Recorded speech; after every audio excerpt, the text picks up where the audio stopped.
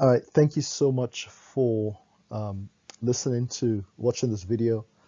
Very briefly, I want to give an abbreviated report of activities of life over the last 9 months since the beginning of 2023. First, finance. We raised $1,604. One was from the Redeemed Christian Church of God, Create, their nonprofit, and the other was a donation from a friend. And then we had someone donate 25,000 naira as well. So with this monies, that's what we've been running on. The grant is recent and that is currently untouched. So programs in 2023, first is that we have done trainings. Here we see some of the core members preparing and training for how to teach the gospel effectively to children. In the second column is outreach. We've had a lot of outreach activities. So we had over, I want to say 10 meetings in Holard School.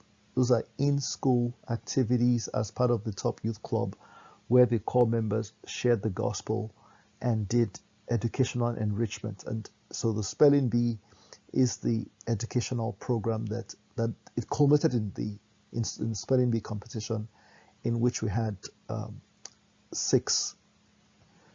4 schools participate, with the top 3 students receiving cash prizes.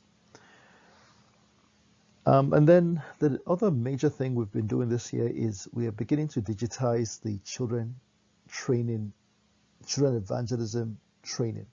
So that way we can empower more core members to go ahead and share the gospel in more schools.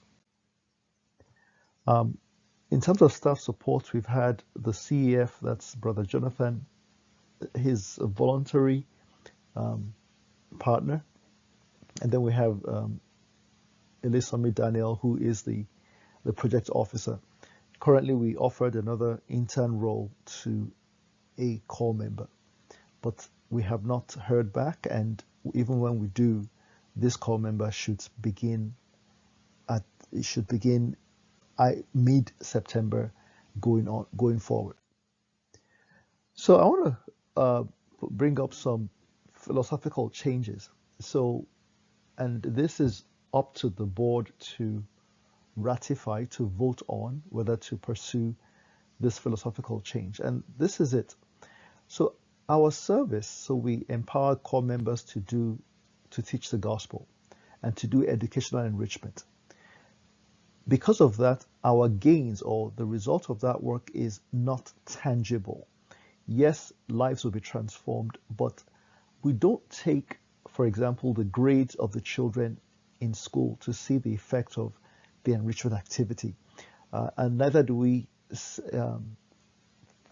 don't count how many people give their lives as a measure in that sense. So because of that, our results are intangible, and that would make it difficult down the road to attract civic support, that is support from people in the community or people that are even vested in the development of children, but not necessarily in the gospel part. So the philosophical change is this: to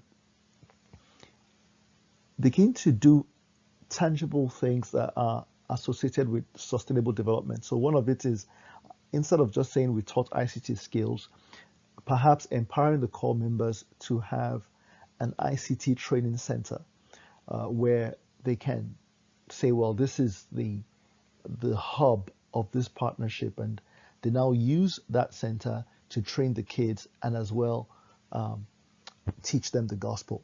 Such a center can be used for online teaching, even for these youth, and that creates a lot of opportunities for more outreach. Upcoming things, so we're planning a retreat for new executives because we found out that for the last batch of executives, we're not able to properly transfer the vision because there's a lot of flux between the NCCF.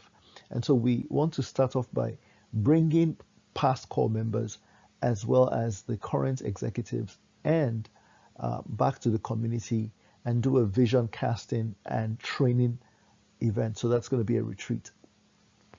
Also upcoming, I plan to visit Ilara in October 2023, and I want to solicit your support for these trips because we would need, so the things they would need to carry out some of the things they're doing.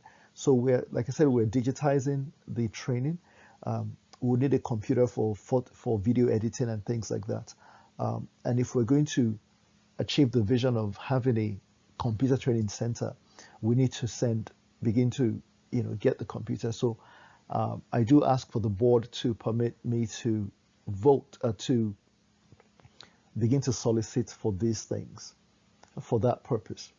And finally, an organizational change we will need to make that the board needs to vote on is I need to open a bank account for life, specifically for life. So I have been using my personal Nigerian account, but now that we're getting donations from organizations like the Redeemed Church, we cannot afford to muddle things together. So we would need to open an account as well as get our registration with the Corporate Affairs Commission in order, pay all necessary back